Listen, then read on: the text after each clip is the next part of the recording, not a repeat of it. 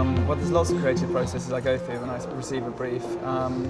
So the first thing is coming up with an idea, I guess. So normally I prefer to do that away from my desk. I find it much easier to do that going for a walk or sitting in a cafe or sitting in a pub or something.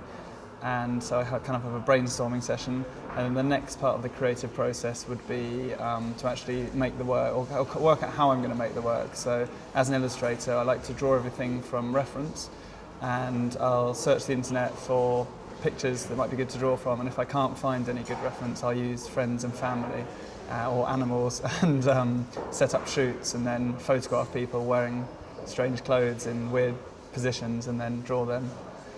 And then I guess the final part of creating is making the actual artwork itself. So drawing with pens and paper and then scanning in and then using Photoshop, an Adobe product, and colouring it in and ending up with a sort of digital file.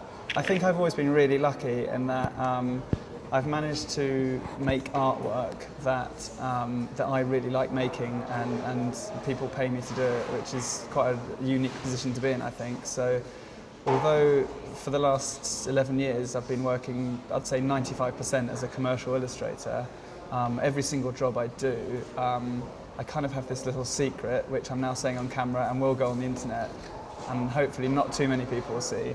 But basically every job I get from a client, they give me the brief and I think of what I'd like to draw, and then I convince them and trick the client into thinking that's what they need, and then they agree to it, and then I draw it and get paid to do it. And so I end up with a piece of work that I'm really happy with.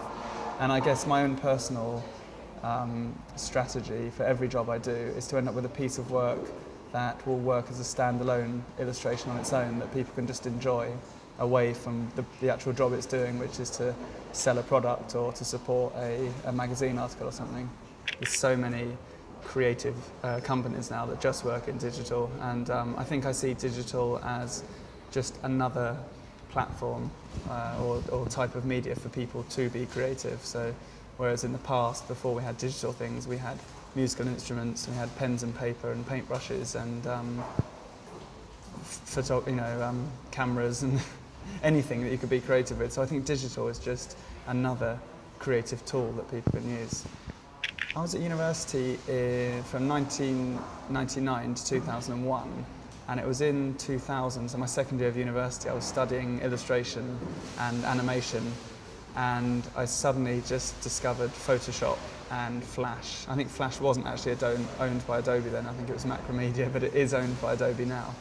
So both of those programs completely changed the way I work, and I started scanning things in and playing with stuff in Photoshop, and that became what I do now as a commercial illustrator for all my print work.